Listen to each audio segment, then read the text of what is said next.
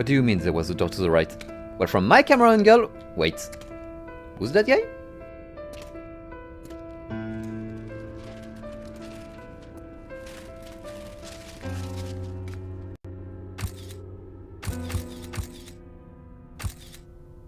What's that?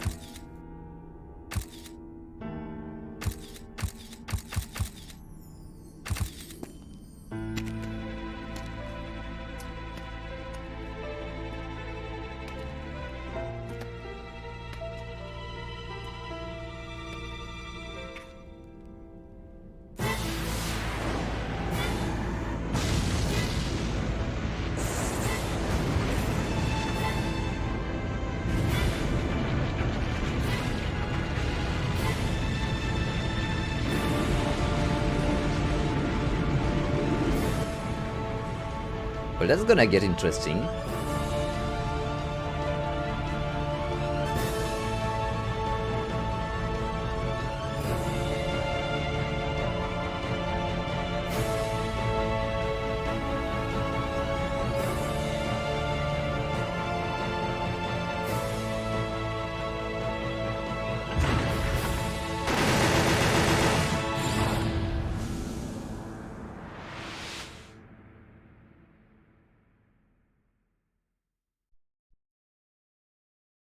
So in 1983 in Japan, two companies, Tri Corporation and Communicate Inc., merged to become Sonata, a video game developer and producer that made quite a few games during its time, with a lot of stuff that remained in Japan.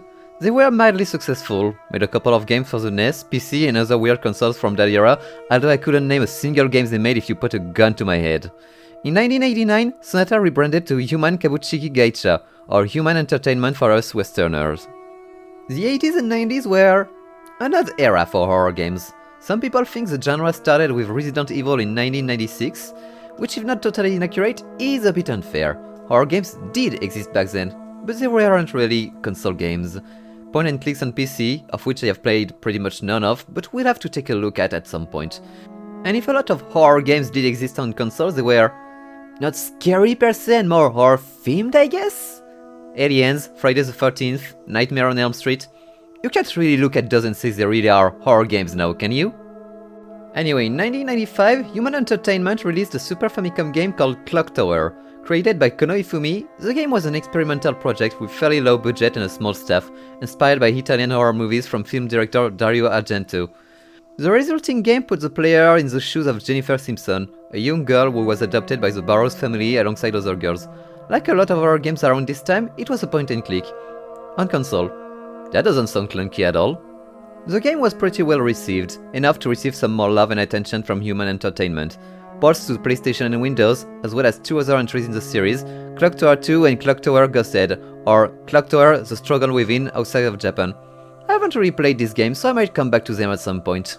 In 1999, Kono Ifumi did start working on a Clock Tower 3, but at this point, Human Entertainment was about 4 billion yens in debt, which, adjusted for inflation today, would be about $28 million. And so, the project was canned when Human Entertainment filed for bankruptcy and its properties sold around. The Clock Tower rights were bought by Sunsoft.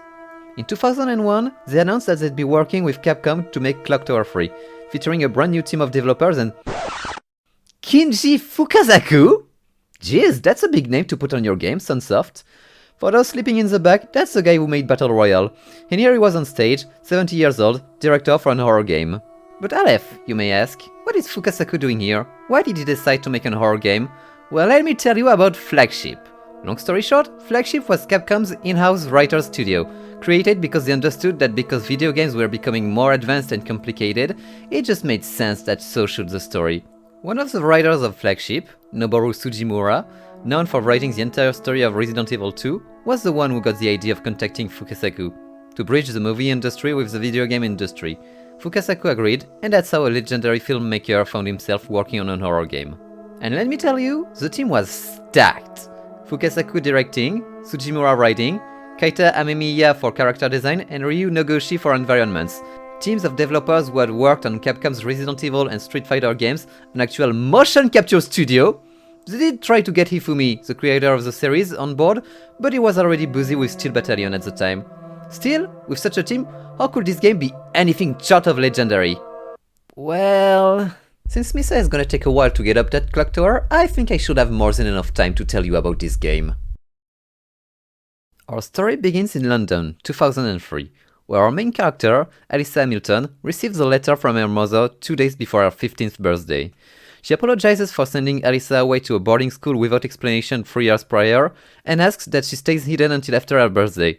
So of course, when she calls and there's no one actually on the line, Alyssa decides to not listen to her mom and go home to see what's going on. One of the things you'll notice immediately about this game is that, oh damn, these cutscenes look good! Like, I'm gonna get that out of the way right now, those are without a doubt the best animations I've seen on the PS2. The cutscenes were made by Shirogumi Inc., and if Fukasaku knew nothing about CGI, he knew that the character movements should look fantastic. And they do! I can't express how great these animations are for the time, everything looks super good. Anyway, back to the story. Alyssa gets home, and no one's here. She does find someone in the dining room, but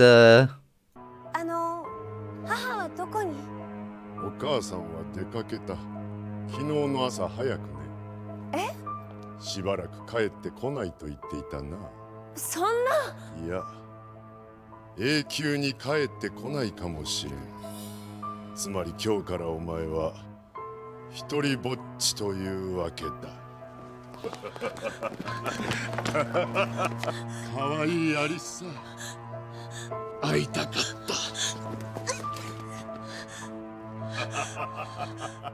Bad touch, bad touch, bad touch! Controls are more or less what you'd expect from this type of game. Surprisingly, not tank controls, which does allow for Alyssa to be fairly agile, X to interact with stuff, square to move slowly. So far the game seems promising, honestly. A young girl exploring a mysterious mansion, trying to find out what happened to her mother, with a touch of supernatural to it. Fairly standard stuff, we should have a pretty good time here. Most of the rooms are locked, but I'm pretty sure we'll unlock more areas as we go through the game. Oh. Okay. Well, you heard the door, folks, so let's just go upstairs. There you'll find, honestly, one of the most confusing rooms in the game, despite the fact it's just a square. All thanks to the camera. Like, I swear I'm not stupid, it's just the camera jumping everywhere that makes it difficult to navigate this room. Once you manage to orient yourself, you'll find a door with a blue sigil on it that will jump scare you and introduce you to one of the game's main mechanics, the panic meter. Simply put, that's your health bar. Let it fill up all the way and you'll start panicking and have a hard time controlling your character. You'll learn to kind of hate how the meter feels, however. Anyway, with this trigger done, the fireplace extinguishes and collapses, giving you access to an hidden room. Press circle to crouch and oh dear. Must have been legally difficult to make that skirt any shorter than that. In this room, you'll find a statue that's reminiscent of the first game's cover art, which...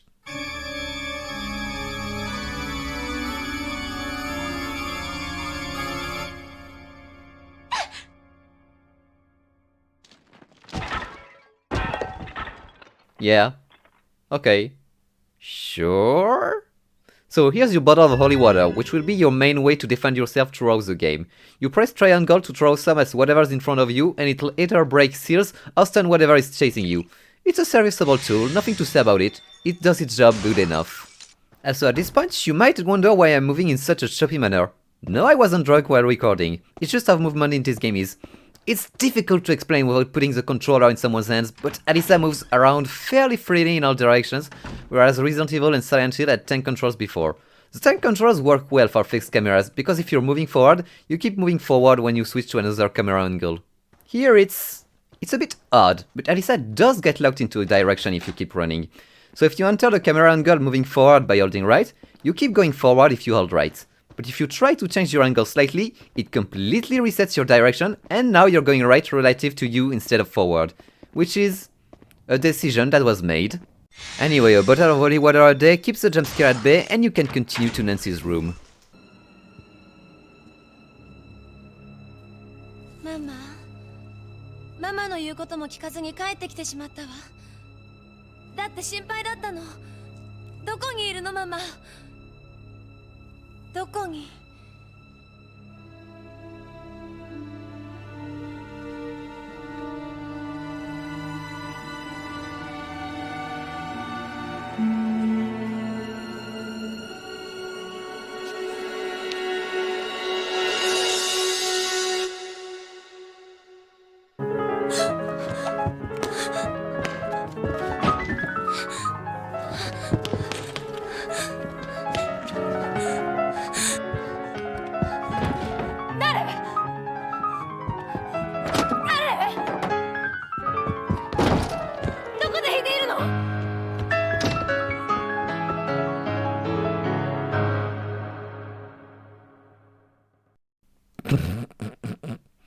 Yeah, so fun fact, the folks who made the mocap for this game mostly worked on Kamen Rider and Super Sentai before. Can you tell? After Alyssa gets teleported for no reason, we find ourselves in an empty corridor, with only one door at the end. Right. Why would I go towards the door the camera is pointing toward? How silly of me. Okay, so we get out of the corridor and... No time to explain, it's World War II, take cover! Okay, so let's recount what happened so far today. We came home and got bad touched by a creepy old guy. We got a weird bottle from a statue hidden behind the fireplace. And now we're somewhere in England during World War II. I have several questions, but we're not gonna get any answers just standing there, so let's keep moving. We follow the trail while listening to a piano track that's like way too short not to get grating.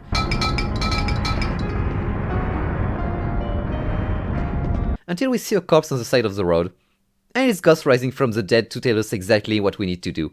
It'll be another side mechanic of the game, where you gather items to give back to spirits and get some goodies out of the exchange, usually consumables, which I'll get back to later. Anyway, as we keep moving forward, we see a concert hall in the distance, from which the music seems to be coming from. A little sprinkling of tap water and through the gate we go! Now here the game would want you to go investigate the concert hall, but I see a shiny sigil, so I splash it with Gatorade and break into the tailor instead. Man, this place is a mess. Did someone get killed in here?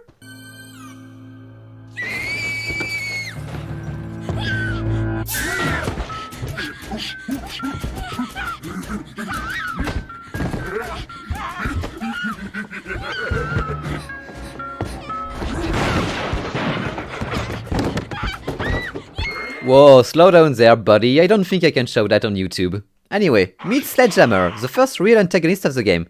He's tall, he's strong, he's got the sledgehammer, and he wants to kill us. Now we're getting into what we'll be doing for most of the game. Run around and hide from serial killers while trying to solve puzzles around the level. You can stun him with a spraying of Gamer Girl bathwater, but it will only last for a couple seconds before he starts chasing you again, so you'll need to either hide or use action points. I don't think I need to explain how hiding works, although it seems like Sledgehammer becomes clinically blind when you hide in front of him. Action points, on the other hand, are single-use spots that allow you to take your pursuer out for some time.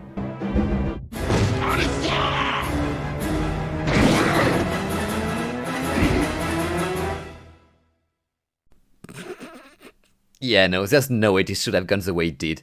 Anyway, while we're here, let's steal a small child's invitation to the piano competition and then get out of here. Oh hey, look! He woke up from his nap already!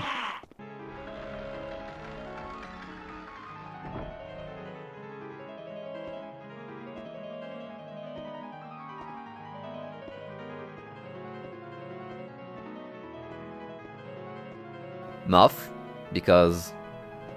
Moving on. After Alyssa raves for a moment, we finally find where the music we've been hearing is coming from. Simply put, this is May Norton, the girl with Sledgehammer... forced to take a long nap. Her dad is a local tailor and was sent to the front, where she stayed here and lost her piano competition.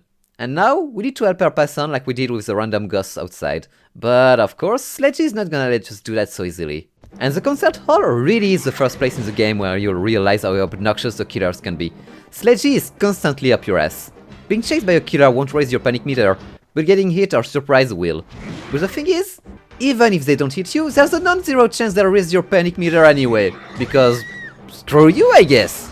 This is where consumables will start to come in handy. You've got 3 of them: lavender water, that will gradually deplete your panic meter, sigil stones, that allow you to not die once when getting hit when you're in a panic, and invisibility bands, that will turn you fully invisible to the killers for a few seconds.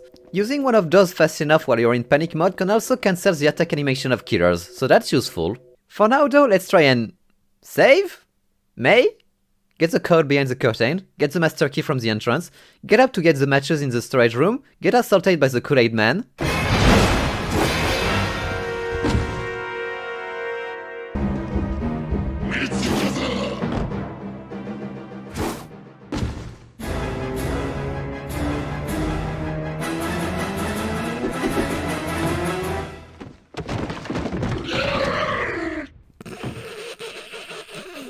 What is this, Scooby-Doo? Anyway, with the matches now in our possession, we can light up a lantern above the stage and make our way across a rickety board to get the next key item.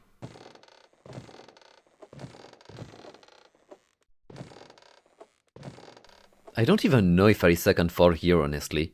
We get the players, and now the moth comes back and is working with the killer because... Moving on. Just don't let the moths touch you, otherwise they'll stagger you for the killer to catch up and smack you. When the killer is already faster than you. Okay then. Anyway, we got the players now. Where do we use them? Is it in an area of the concert hall we haven't explored yet? No. Is it somewhere outside? No. So where do we need to use it? Oh, I know! It has to be that door blocked by barbed wire in the Norton house. You know that door you couldn't see because the camera angles do not show it at all. Seriously, what's with this game and doors that make no sense? In that room, we find a box with a picture of May and her dad and, surprise surprise, the music May has been playing is the same as the one from her dad's pocket watch. この懐中時計は死んだママのプレゼントでしょ? And while she lost her competition, her dad died on the front. Man, the Nortons just can't catch a break, can they? Anyway, Alyssa tells us to bring the watch to May to allow her to rest, but oh no! On our way back to the concert hall, Sledgy ambushes us. We know too much, and he's not gonna let us get in his path any longer. What are we going to do? We are trapped here with him!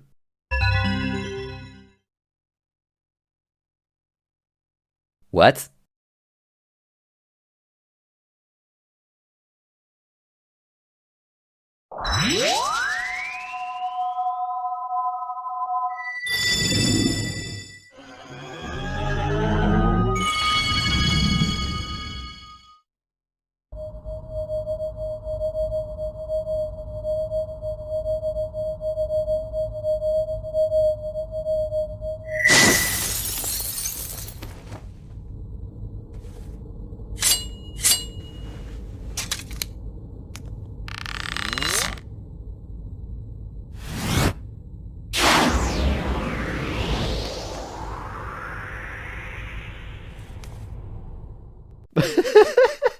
What? I am speechless. I have legitimately zero idea what is going on here.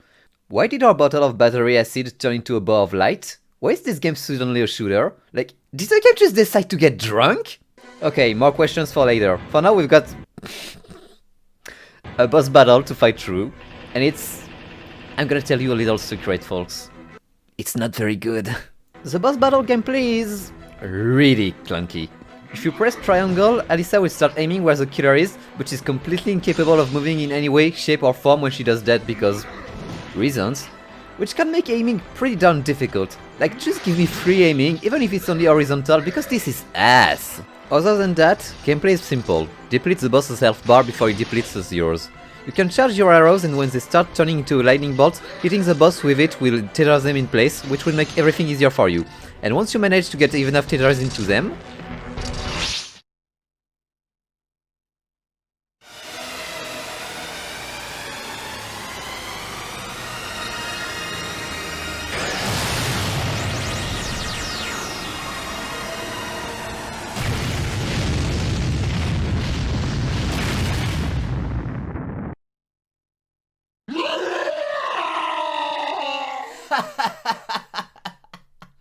Usually that'll be enough to kill them outright.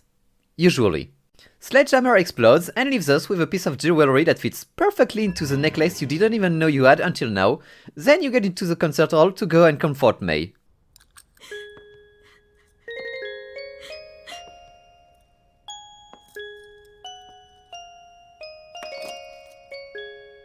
May, パパは死んだわ。大砲の弾に当たって。My god, Alyssa. Anyway, May's music manages to bring her dad back to her, they thank us, Alyssa's meds finally kick in, and then she wakes up in her bed the next day. And then, we get to the second best cutscene in the entire game.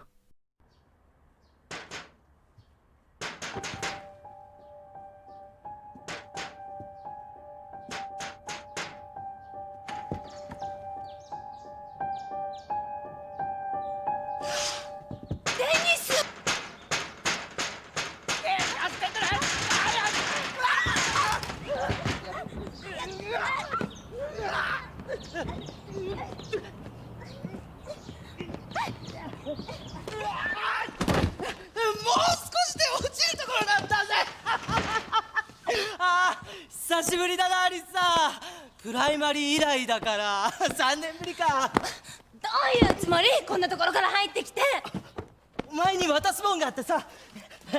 これ。おじいちゃん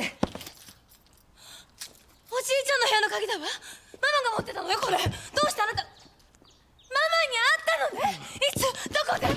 昨日の朝だよ。川向こうの公園でチビたちとクリケットやってたらお前のママが通りかかって、でお前が帰ってくるかもしれないから、それまでに戻らなかったらそれを渡してくれって。ママ心配して私の様子を見に行ったんだわ。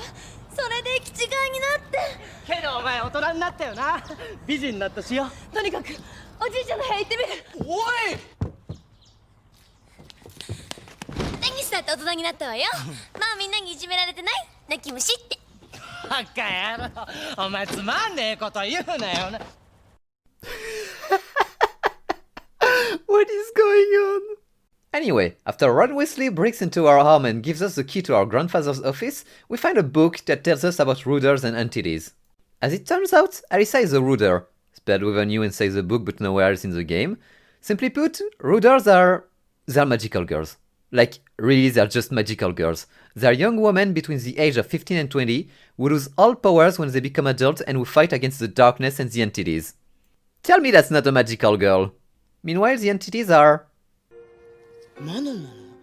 Yeah, who push people to become serial killers and feed off the despair and suffering of humans. And so it finally makes sense! Alyssa is a magical girl who travels through time and space to help the victims of serial killers to rest in peace. I have even more questions! After solving the most brain-dead puzzle in the entire game, we get some winding keys that you use on the clock in Nancy's room, because you definitely saw it the first time you entered the room. What? Whatever, here's the solution to the winding key puzzles. Left, right, right.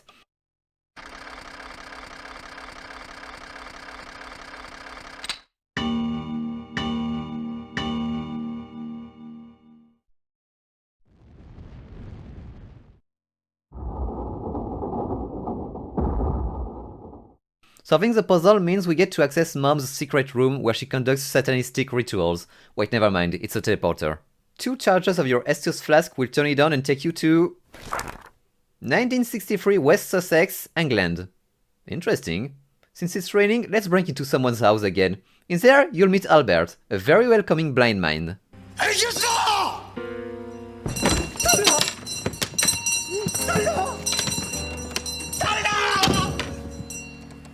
And his blind mom, Dorothy.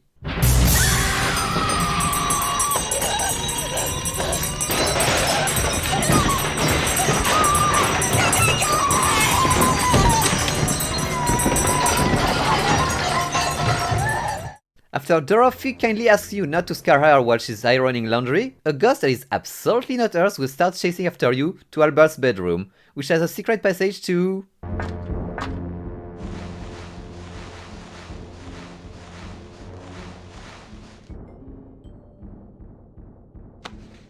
the dining room through the chimney?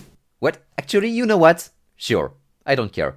Get the key to the kitchen, find the corpse of a journalist and now start wondering, where do you go next? Why, back to the save point, of course. Why would you search for the next thing to do inside the house? Once you get back to the fountain, you see... Nancy's ghost? Pass by and leave the key to your grandpa's desk on the floor. You go back to your time and... Wait, it's night already? How long were we gone for? Blah blah blah exposition, grandpa is proud of his family having Rooders, then you steal some film from his secret room to give to the corpse in the kitchen and be allowed to interact with the very obviously hidden switch. Like seriously, even before doing that, Alyssa knows she should touch it. Anyway, next you'll encounter Corroder, the antagonist for this chapter, who I could show the cutscene for, but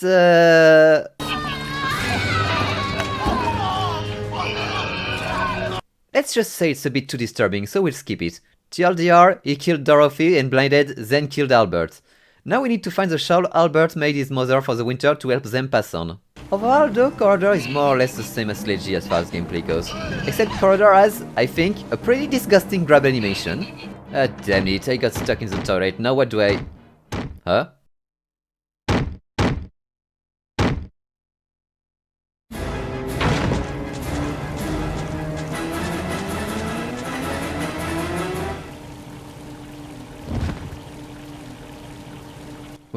What do you even want me to say at this point? The jokes write themselves!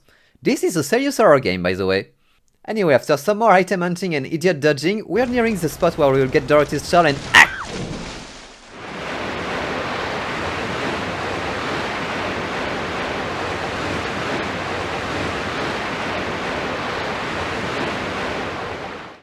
whatever. At least it means we get to give one more item to a spirit and get a repelling arrow.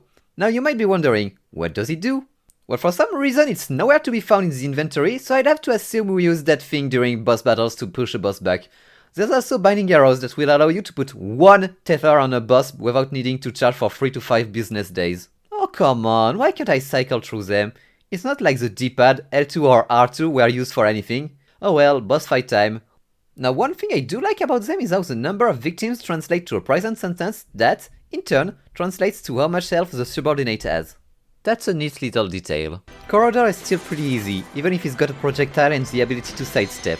A couple arrows later and he's down for the count. We get another fragment of the Clover Medallion. Albert and Dorothy can see again and pass on and...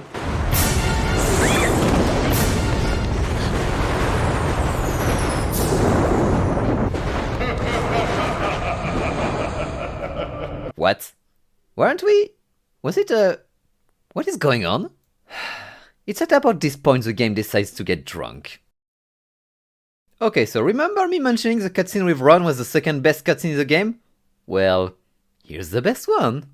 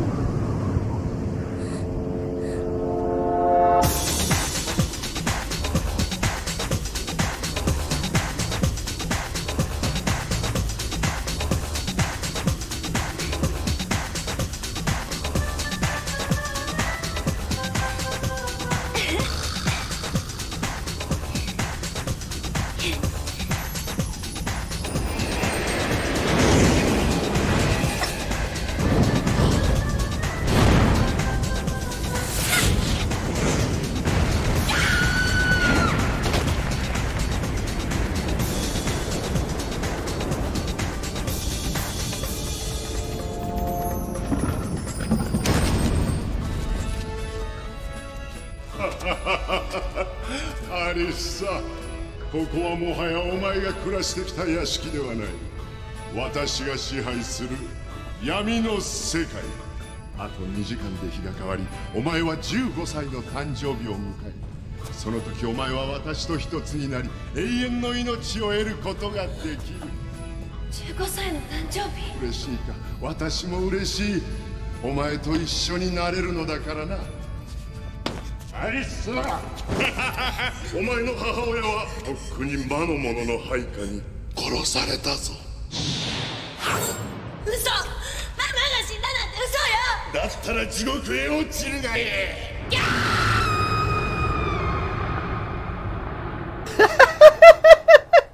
It's really difficult for me not to put all of these game's cutscenes in unedited because they are just so fucking good. It's got everything. Dancing old guy, OP magic, crazy visuals, circus music. Fuck man, I wasn't ready. Phew.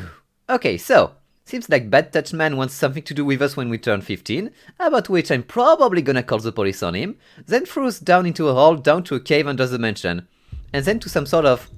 I don't even know where we are, honestly. At least this place seems peaceful.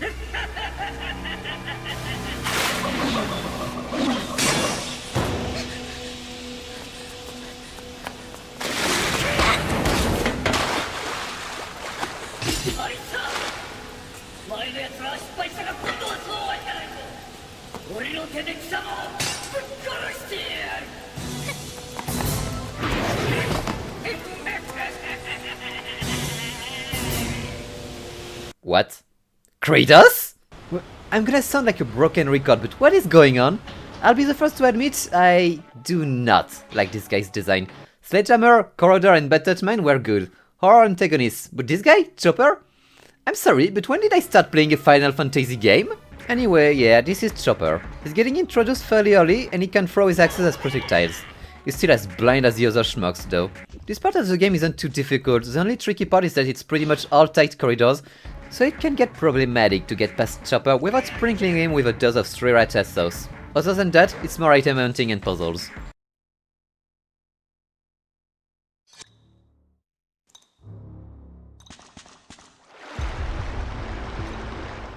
Oh come on, you didn't even try looking for them. Where are we anyway? With all this teleporting and area shifting, I'm getting kinda lost and we're back to the Hamilton estate. Why is there... Whatever. I'll just add that question to the pile and move on. It seems like we're once again in the past because there's a baby crying and toys scattered around. By following the barely grating ankle biter noise, we find Alyssa's mom telling her baby that she should take her meds, then rushes out to find her husband because baby Sus smiled for the first time. By following along, we find out that Alyssa's dad didn't disappear, he was murdered! By none other than Dick, Alyssa's grandfather, because he really, really hated him. And then Chopper shows up and is fighting. What? Why did you... You didn't even kill him! It was Grandpa! Whatever. He's fairly easy to deal with, even if the arena is small. A few tethers and then...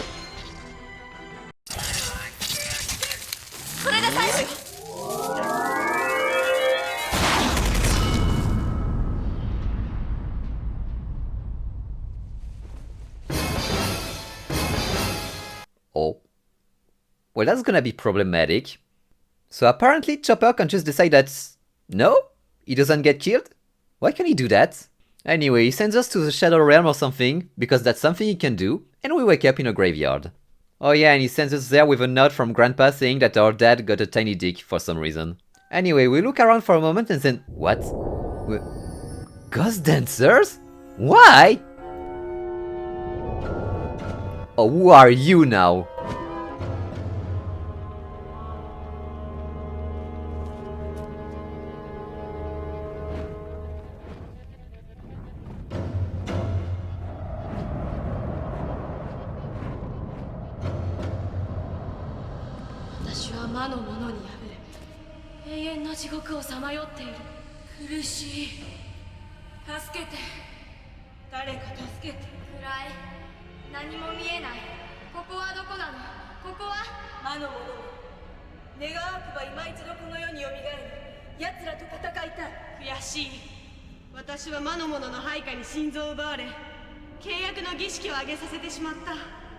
Wait, what's the ritual of engagement?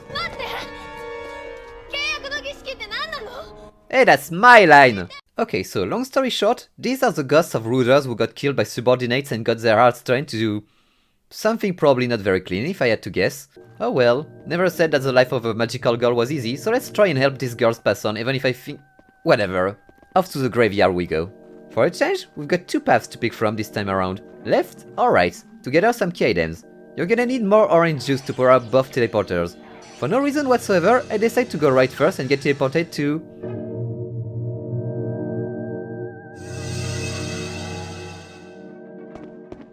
Another graveyard. Although this one is where our mom crashed her car. Thankfully, Chopper is here to comfort us and show off his clown skills. Jesus Christ, if he's that agile, why can he not catch us in gameplay? He claims that he killed our mom, but instead of adding all of my questions to the pile, I'm gonna ask it cash. Did he though? We saw earlier a flash... Back? Forward? I don't know, but we saw a shot of Nancy's corpse in that same car.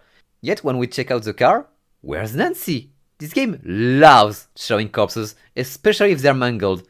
So the fact it's not showing Nancy's makes me feel like she's not dead. But why did we see our ghost in Sussex? Is she dead? Is she not? This makes no sense. Beyond that, I don't really have much to say about this area, it's just... Click on the three statues in order and grab the item while Chopper and the moth harass you. This game's puzzles are pretty easy, honestly. We do find Chopper's bedroom though. You can tell it's his because of the axes everywhere and the book about him. Okay, let's leave, I'm bored already. Get the compass and let's see what we've got on the other side.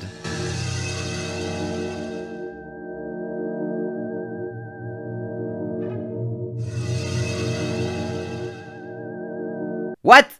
Where are we now? Are we in ancient Egypt or... Listen game, It's already hard enough to make transitions from one scene to another, and you are not helping! So I think this is a Rooder tomb somewhere in the world, and we need to grab the different plates to bring them back to their proper altar.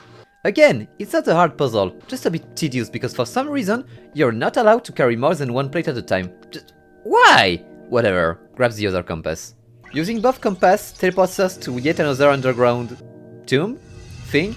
All I know is that these statues look ridiculous. But we get some actual information about the ritual of engagement. TLDR, people can become entities if they eat the still beating heart of a Rooder on the day of their 15th birthday. And apparently, Grandpa Dick went a bit cray-cray and wants to perform the ritual on us because he can't bear seeing us grow up. Which is a totally normal thing to do as a grandparent, to become one with your Jesus Christ, that sounds so wrong. Well, we know what's going on now, so let's just...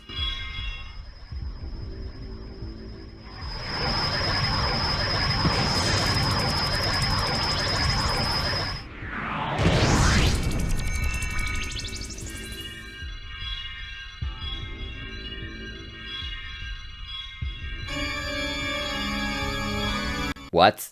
Okay, so never mind. First, we need to pick up our supply drop from, I don't know, the moon goddess or something, who gives us an old Rooder arrow. What the fuck is an old Rooder arrow?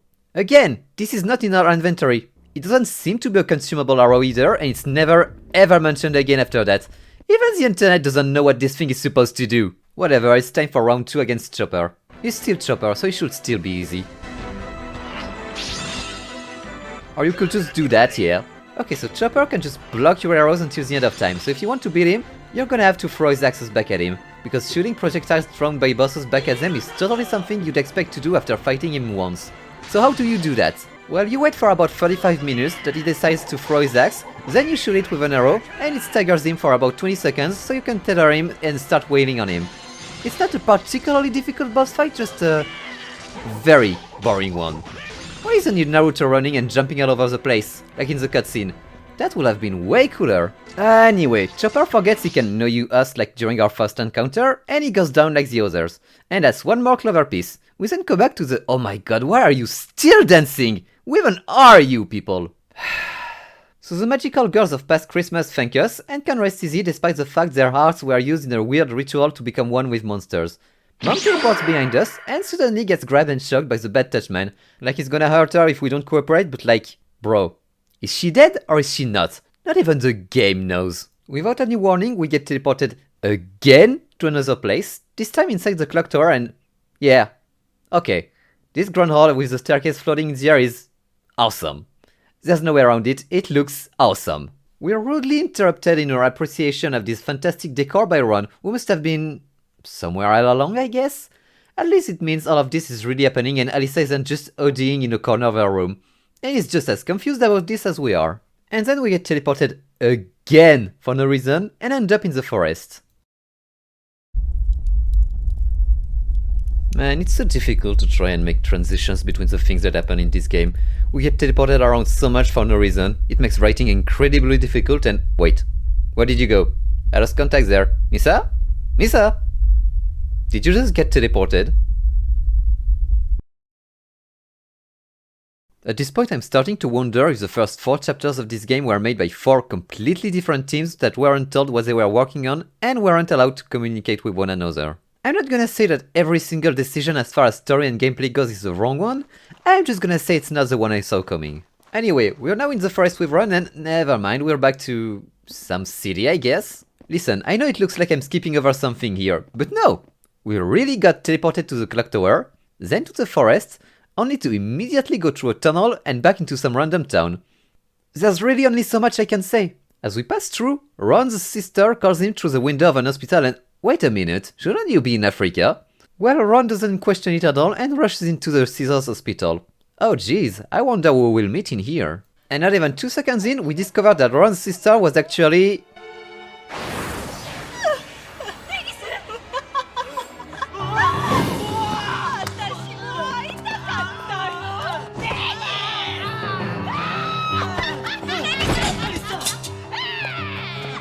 Some clown chick who escaped from the nearby circus? Again, this is an horror game that takes itself seriously. I don't think I can though. Anyway, these stooges are Scissor Man and Scissor Woman, and they're Absolutely ridiculous. Look, I'm not gonna say the designs are bad, but I'd be expecting to see these guys in a Dynasty Warriors game, not a fucking horror game. And they kidnap Ron. I'd say good riddance, but the game won't let me live without him, so in we go. The hospital is... well, it sure is more. By this point you've seen everything the game has to throw at you. Tight levels with killers constantly on your tail, to the point of it getting ridiculous. I can't say the levels are bad either. Now that we've almost seen every single one of them, I have to say, they are pretty thematic and cool. Although the hospital might be the weakest of them in my opinion. It's just a bit boring. Thankfully, the game is kind enough not to throw both twins at you at the same time, which is a small reprieve. There's also a mirror in there, which will prompt Scissorman to start chasing you if you get too close. And if you pick up the looking glass and interact with it...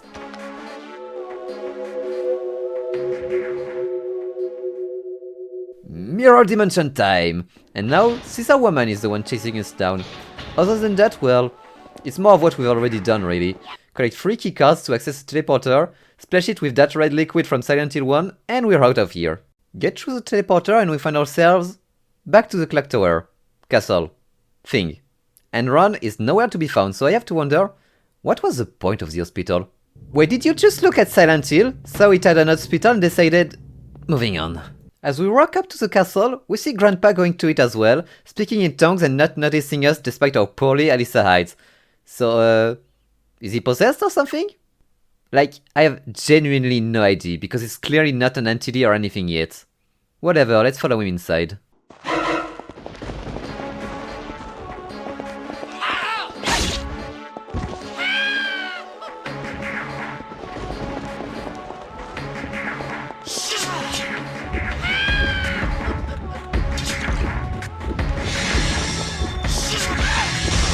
As I said, we get inside the castle and now we can see it in all its glory. The staircase to the clock tower. Man, it looks so cool. Honestly, if there's only one place you remember from this game, let it be this room right here. Unfortunately, we still got some nerd to save, so let's get going. Go to the right, shimmy across the ledge for the better part of an hour, get to a locked door and jail bars that Alyssa could totally get her fat ass through if she put her back into it, shimmy back, and instead go to the left, where you'll find the memo telling you actually can go through the bars, because most people will totally go left first. So let's shimmy across again? Once you're inside, it's time to Scooby-Doo a bit harder and whoa! Okay, this is a bit more brutal than Scooby-Doo. Also, discover that your bottle of pina colada can't actually extinguish fire. For some reason, get the thing, go through a room where you'll definitely notice the fucking out-of-place candelabra while passing by while running away from Scissor Woman and totally not waste an hour searching around the level for nothing? Whatever, we're almost done, just a little bit more to go. Learn about Lord Burroughs and his family, also Rooders, with Burroughs wanting to perform the ritual of engagement on his daughter because he's a creepy fuck, just like Grandpa. Whatever. Solve the puzzle, get through a room full of statues that are totally not suspicious at all, and find Lord Burroughs' office. In there, we find a projector that shows us the twins having a party with Ron in the dungeon, and tell us to get our ass down there before they kill him with a swinging blade covered in pinwheels? Anyway, now the statues in the other room are active and we need to go through a quick puzzle involving Iron Maidens to get to the twins. No way to go back, it's do or die. Oh no, Ron is about to do...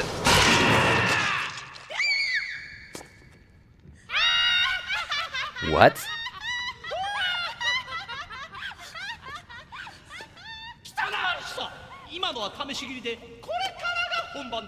Okay, so that was a fake run for rehearsal, although it sure moved a whole damn lot for a plushie. It seems like we're about to face off against the twins, but plot twist! The ground collapses under Alyssa to shove some exposition in between.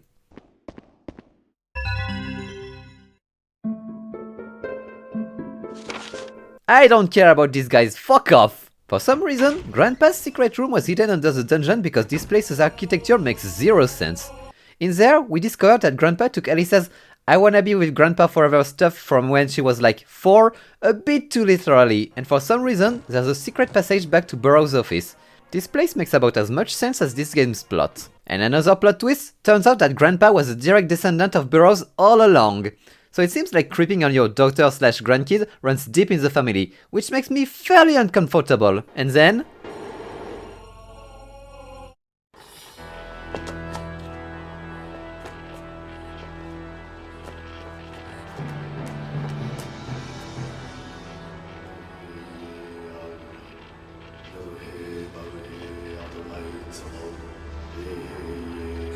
じいちゃん。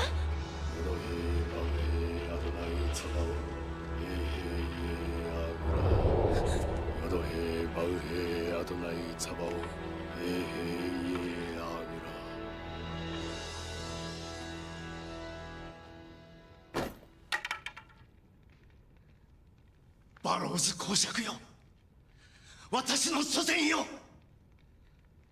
契約の儀式の直前に愛する娘アンを失ったお前の絶望と怒りはよくわかる。私もまたアリッサを愛するあまり父親フィリップを憎み殺害した。魔の者よ、全てはお前が企んだのか。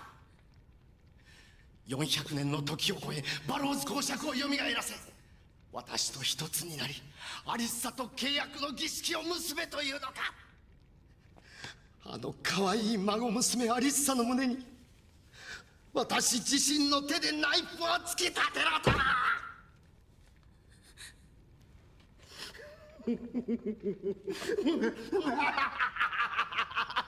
それもいいだろう。アリッサと永遠に一緒にいられるならば。さあ来いバローズ公爵、我が体内に入り契約の儀式を結ぶため共にアリッサの元へ帰ろう。来るのだバローズ公爵。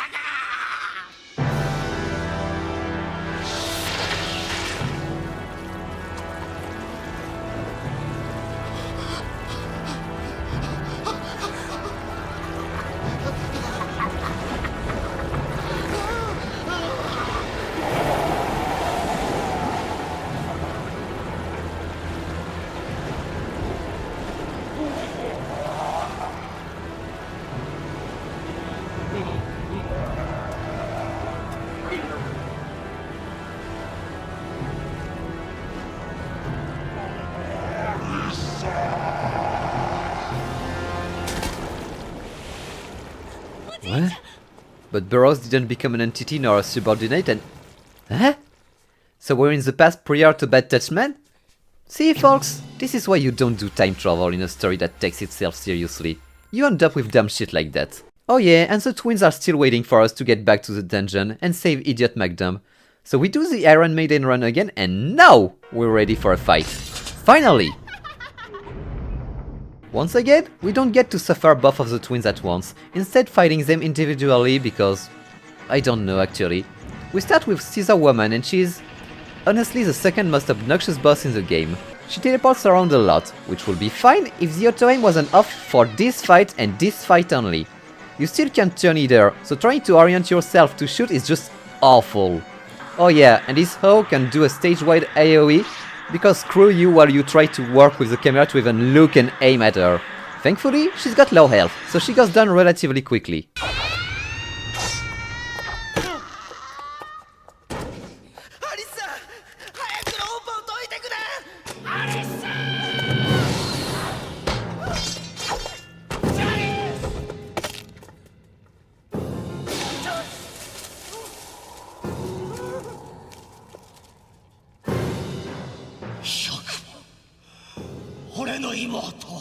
As for Scissorman, yeah, he's piece easy. He's just got a big health bar, big enough to survive your ultimate attack, but your lock on his back, so it's barely a road bump.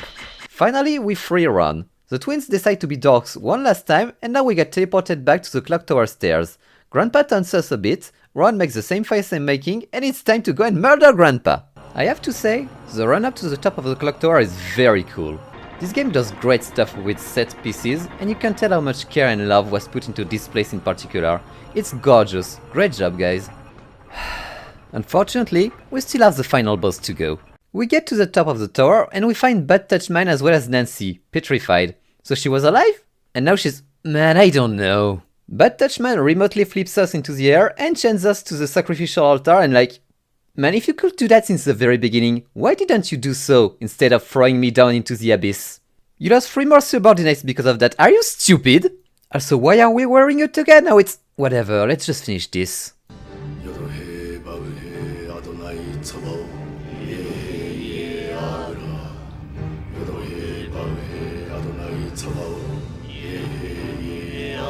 Didn't I kill all of you? We are about to get sacrificed, but thankfully, Ron comes to the rescue! It gives us the final piece of clover and we're ready to rumble! It's time to finally put Lord Burroughs and Grandpa Dick down, and I'll be honest, this fight isn't fun. Lord Burroughs is not a fun fight in the slightest. It's bullshit, and the only boss I've actually died to during this entire run. So first off, let's address the elephant in the room. Yes, he's got 2 whole health bars, so you know we're gonna be here for a while. Second off, he's able to do the same tethering thing we did to every boss so far, although he doesn't need to charge it up for 5 to 7 business days to shoot it. He does them too fast for you to charge up yours most of the time. Getting close means you're gonna get smacked with his sword. Forget about dodging it, he swings it so fast I didn't even realize he did. So just keep your distance and try to hit him as much as you can. If he hits you with one of his tether, focus on dodging. Do not try to attack him. The camera already plays against you, so seeing what he's doing is already pretty hard. So just dodge until you're free. Because if he hits you 3 times with those...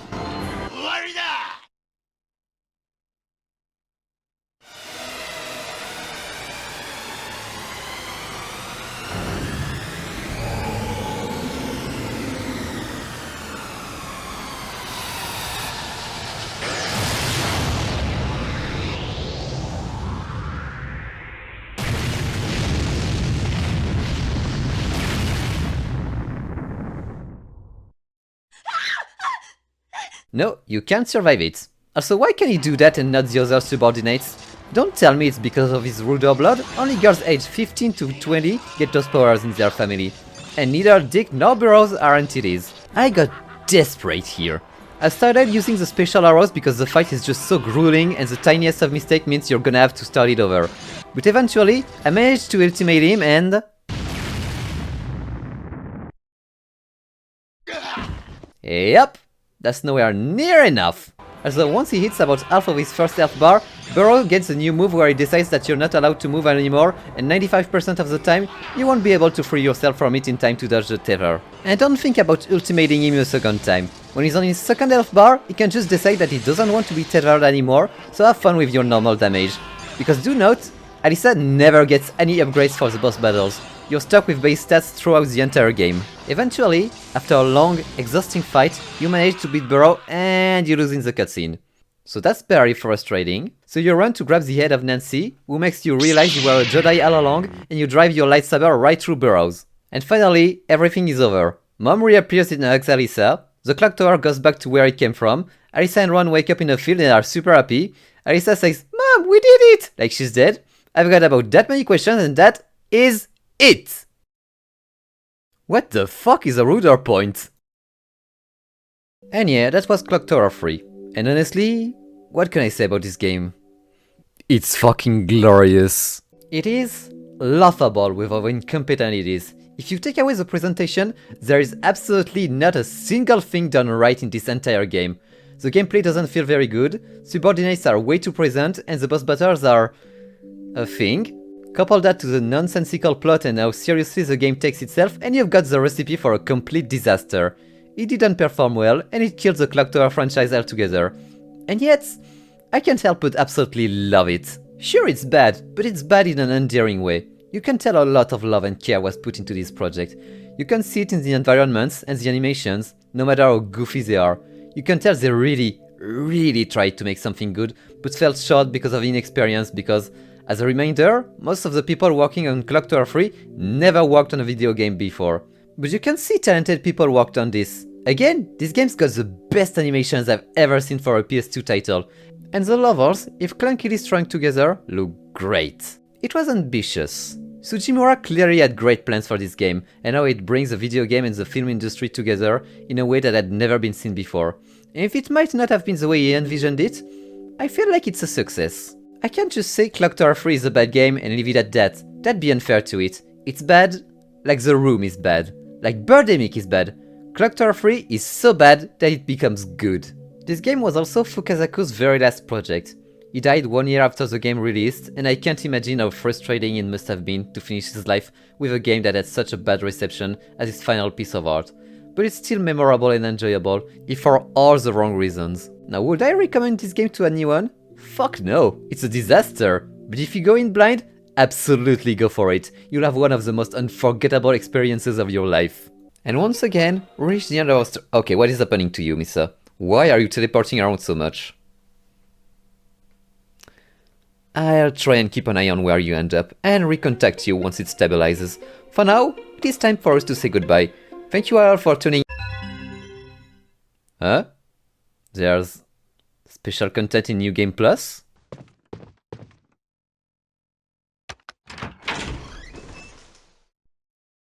Oh guys, she's 14, what the fuck?